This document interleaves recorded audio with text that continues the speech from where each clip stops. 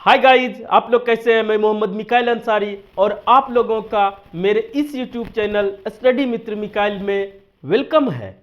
दोस्तों, अभी हम लोग पढ़ रहे हैं ग्रामर के पोर्शन में नन फाइनाइट वर्ब। ठीक है दोस्तों, और उसमें हम लोग जेरंड पढ़ रहे हैं। ये हमारा टॉपिक है आज का जेरंड, जिसमें उसके बेसिक यूसेज को हम लोग पढ़ चुके हैं। आज थोड़ा सा हाई लेवल का, थोड़ा सा उसके ऊपर के लेवल का यूसेज को देखेंगे। अगर दोनों वीडियो मिला के आप देख लेते हैं तो जेरंड से रिलेटेड आपको कंसेप्ट से रिलेटेड कोई भी कंफ्यूजन नहीं बचेगा। एक और पहले क्लास हुआ है जो जनरल की फाइनाइट वर्ब क्या होता है, नॉन फाइनाइट वर्ब क्या होता है, दोनों में क्या डिफरेंस है और कितने टाइप्स के नॉन फाइनाइट वर्ब होते हैं, उसमें भी बहुत कुछ बातें की है जो कि पहला क्लास है। और ये जान लीजिए दोस्तों, किसी भी टॉपिक का पहला क्लास बहुत ही इंपॉर्टेंट होता है, तो उसे भी देखें। तो 2 क्लासेज है नॉन फाइनाइट वर्ब के नाम से मैंने प्लेलिस्ट में, उसको देखें। और आज तीसरा। तो आइए दोस्तों अब शुरू करते हैं। और अगर इस चैनल पे नए हैं और इस वीडियो को पहली बार देख रहे हैं तो इस वीडियो को लाइक के साथ साथ इस चैनल को भी सब्सक्राइब जरूर करें दोस्तों, उसके लिए एडवांस में शुक्रिया। अब आइए शुरू करते हैं। अब गौर से सुनिए, समझिए, प्रैक्टिस करके अपना बनाइए। ठीक है दोस्तों, तो हमारा टॉपिक है नॉन फाइनाइट वर्ब। ये आज तीसरा क्लास है दोस्तों, जिसे एक और नाम दिया जाता है verb advance.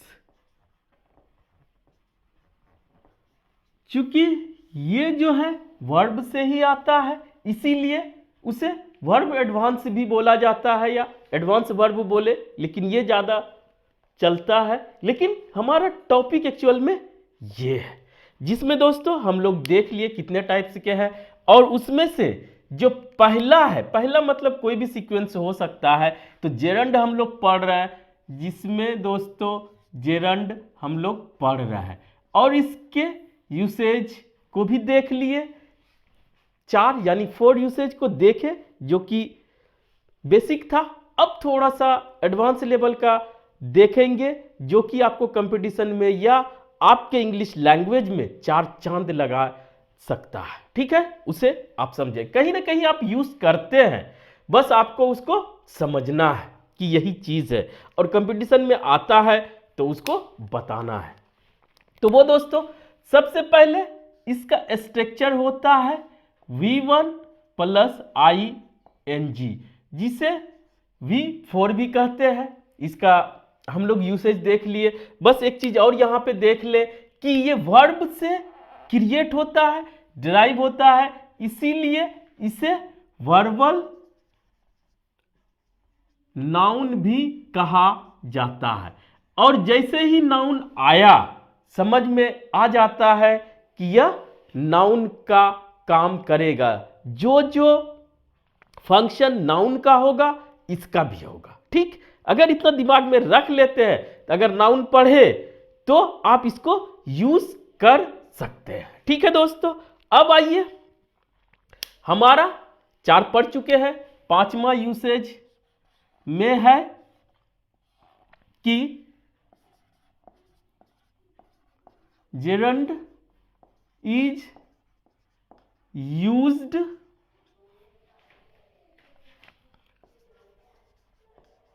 after possessive noun। Noun capital small कोई दिक्कत नहीं है दोस्तों।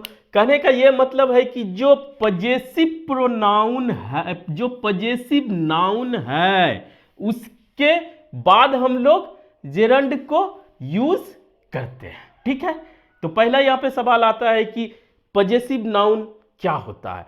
तो शॉर्ट में दोस्तों इसको देख लेंगे, ये नाउन में पढ़ने की चीज है लेकिन यहां पे यूज होता है। तो वो है जैसे कि आप बोलते हैं राम्स बुक, या प्लूरल भी बन सकता है राम्स बुक्स। एक की जब बात करें तो यहां पे ए एन कुछ नहीं लगेगा, और एक से ज्यादा की बात करें तो वहां पे प्लूरल उसे बना दे, और इसका मतलब होता है राम की किताबें। हिंदी में राम की पुस्तक या किताब, किताब, इतना हो गया। और इसका हो जाएगा राम की किताबें, एक से ज्यादा है। तो इससे क्या हुआ दोस्तों कि यहां पर जो हमारा एपोस्ट्रोफे एस आया वो क्या बताता है, पोजीशन कि राम का या राम की, जो भी है, ठीक है, राम का या राम की सिंगुलर प्लूरल दोनों तरफ नाउन एपोस्ट्रोफे एस और नाउन आता है, ठीक है। इसीलिए, और ये जो दोस्तों होता है एपोस्ट्रोफे एस वो पर्सन आदमी में लगता है, लेकिन कभी कभी पर्सोनिफिकेशन एक टर्म है जिसमें आदमी इन्वॉल्व होता है, या उसको जीवंत बनाने के लिए दोस्तों नॉन लिविंग थिंग में भी पर्सोनिफिकेशन यानी एपोस्ट्रोफे एस लगा दिया जाता है। तो यहां पर तो जो भी रहे हमारा कोई कंफ्यूजन नहीं है, लेकिन यहां पर ये जेरंड आ सकता है, यही कहने का मतलब है V1 प्लस ING, ये आ सकता है। बस यही हमारा कंसेप्ट है कि इस नाउन के बाद हमारा ये पजेसिव प्रोनाउन इतना हुआ, इसके बाद जेरंड आ सकता है। क्लियर? अगर कंसेप्ट क्लियर हो गया तो एग्जांपल से देखें दोस्तों, जैसे आई लाइक, राम लिए है तो राम से ही ले लेते हैं, राम्स कमिंग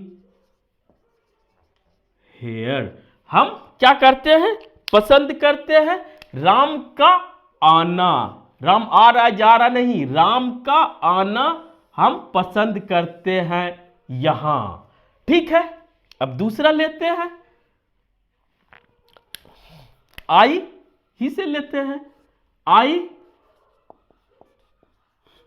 डू नॉट से लेते हैं,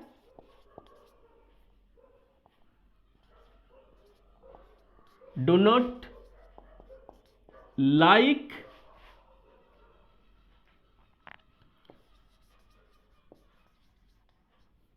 फादर्स स्कोल्डिंग मी। हम अपने पिता के डांट को पसंद नहीं करते हैं, फादर्स स्कोल्डिंग। तो स्कोल्ड मीन्स डांटना, स्कोल्डिंग मतलब डांटना, कोई नहीं पसंद करता है। तो यहां पर दोस्तों प्रॉपर नाउन भी आ सकता है या कॉमन नाउन भी आ सकता है। तीसरा भी एग्जांपल ले सकते हैं कि I like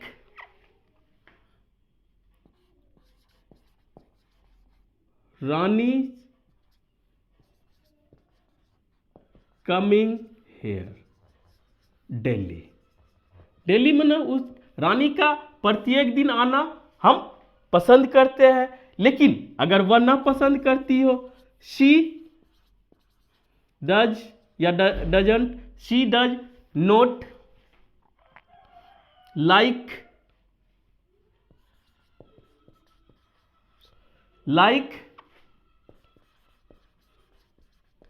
Mohan's coming here. Coming हो या गोइंग हो, वहां आप इसको लगा सकते हैं। तो आप समझ गए, एपोस्ट्रोफे एस लगा के पजेसिव प्रोनाउन, और उसके बाद जो भी आएगा हमारा जेरंड V1 प्लस ING आएगा, जिसमें से कोई भी एक्शन का प्रोसेस दिखाया जाता है, वो एक्शन कर रहा है वो नहीं, वो जो भी हमारा टेंस या सिचुएशन कंडीशन दिखाएगा वो इतना ही दिखाएगा दोस्तों, ठीक है।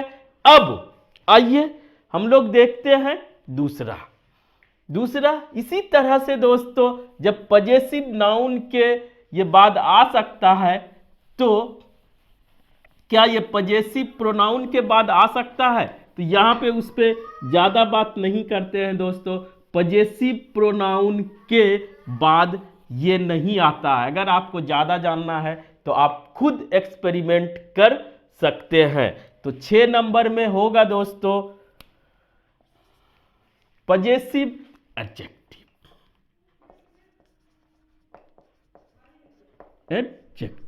ठीक है, इसी तरह से दोस्तों पहले ये समझते हैं कि पजेसिव एडजेक्टिव क्या होता है। पजेसिव प्रोनाउन के साथ ये यूज नहीं होता है। पजेसिव एडजेक्टिव आप जानते होंगे, सिंपल तरीके से जानते हैं, my, our, your, his, her, there,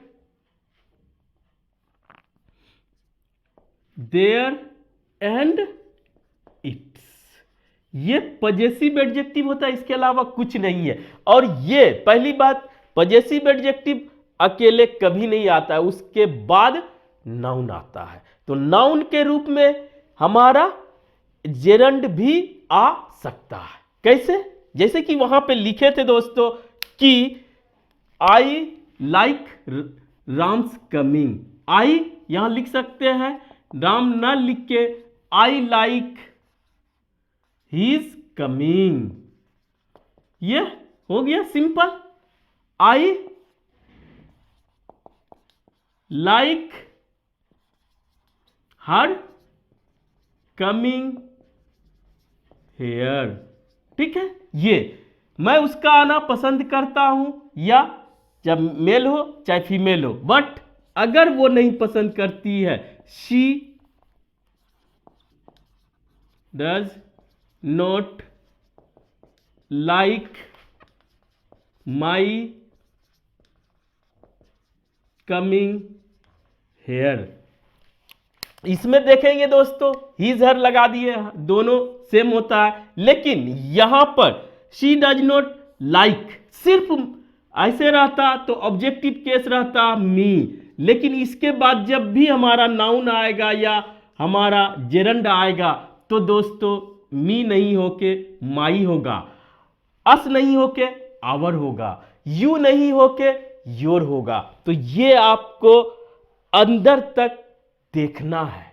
ठीक है, अब कंसेप्ट क्लियर हो गया होगा। नाउन के साथ तो आप समझ सकते हैं, लेकिन एडजेक्टिव के साथ थोड़ा सा आपको दिमाग लगाना पड़ेगा या दिमाग पे स्ट्रेस देना पड़ेगा। ठीक है दोस्तों, इसको इंपॉर्टेंट समझे दोस्तों, और कभी जरूरत पड़े तो कंफ्यूज ना हो। ठीक, ये क्लियर कर लीजिए। अब आइए दोस्तों, कुछ और 2 यूसेज है जो कि इंपॉर्टेंट भी है और प्रैक्टिस की चीज है उसे। तो आइए अब देखते हैं इसका 7th यूज। ठीक है दोस्तों, वो पहले लिख लिए, वो ये है कि जो कुछ ऐसे वर्ब्स हैं जो कि जेरंड को ही फॉलो करते हैं। कहने का ये मतलब है कुछ ऐसे वर्ब आप यूज करते हैं, ये तो वो वर्ब या तो अपने बाद V1 प्लस ING लेता है जिसे जेरंड बोलते हैं, या अपने बाद 2 प्लस V1 लेता है जिसे इन्फिनिटिव बोलते हैं। ये वो भी क्लियर हो जाएगा जब दोस्तों हम लोग देखेंगे difference between infinitive and gerund. तो यहां पर कुछ ऐसे वर्ब्स हैं जो कि जेनरली हमारा जेरंड V1 प्लस ING ही लेता है। वो हम लोग यहां पे देखेंगे। वो क्या है, आप भी लिस्ट लंबा हो सकता है जितना चाहे, लेकिन जो कॉमन है उसको आप दोस्तों याद करें या प्रैक्टिस कर करके समझ जाए। एडमिट हो, अवॉइड हो, कंसीडर हो, डिले हो, डिनाई हो, डिस्कस हो, इंजॉय हो, फिनिश हो, हैट हो, कीप हो। कीप बहुत आप यूज करते हैं, स्पेशली अलग से पढ़ते हैं।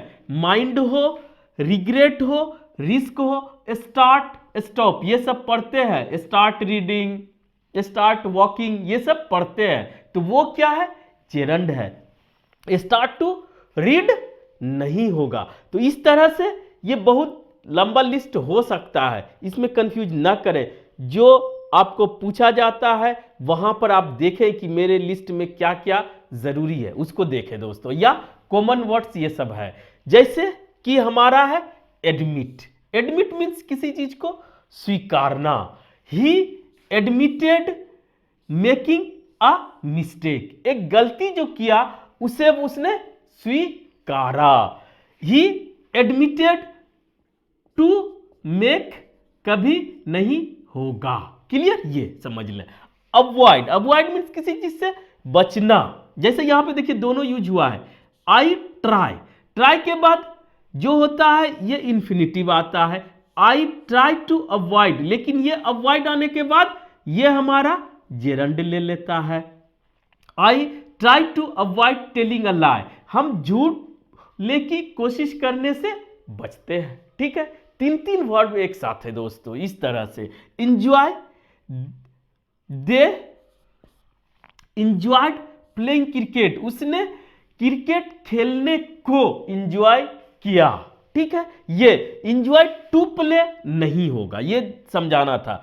फिनिश, ही फिनिश्ड हिज होमवर्क भी हो सकता है, हिज प्रोजेक्ट भी हो सकता है, ही फिनिश्ड रीडिंग द बुक। इस तरह से दोस्तों आप जो भी वर्ब है या इससे ज्यादा है उसके साथ आप जेरंड यूज करें। ठीक है, ज्यादातर केसेज में यही होता है। अब आइए एक और यूज है जो कि बहुत ही इंपॉर्टेंट है, वो ये है दोस्तों कि कुछ फ्रेजेस भी हैं। यानी कि फ्रेज क्या होता है, more than one word, two या टू से ज्यादा वर्ड्स साथ में आता है कि हमेशा साथ में ही आता है डिफरेंट मीनिंग लेके, तो उसे फ्रेज तो बोलते हैं लेकिन मीनिंग भी चेंज हो जाता है। तो वो फ्रेज भी हमारा जेरंड ही लेता है। ठीक है, जैसे नो यूज।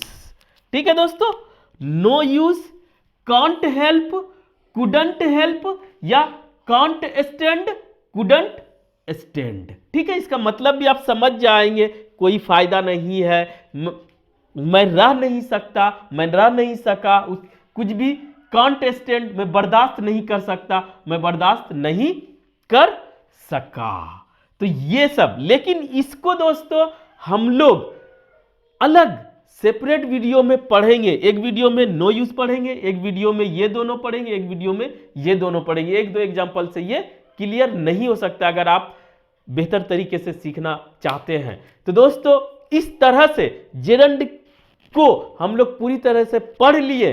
अब एक दो छोटा छोटा वीडियो रहेगा जो इसके स्पेशल यूसेज को देखेंगे कि जेरंड लगा के क्या क्या मीनिंग हो सकता है। तो दोस्तों आज बस इतना ही। अगर ये वीडियो आपको अच्छा लगा और आप इससे कुछ सीखे हो तो प्लीज इसे लाइक करें, सब्सक्राइब करें और अपने दोस्तों, रिलेटिव्स या जो भी नीडी हो उसे शेयर जरूर करें दोस्तों। Thank you for watching, have a nice day.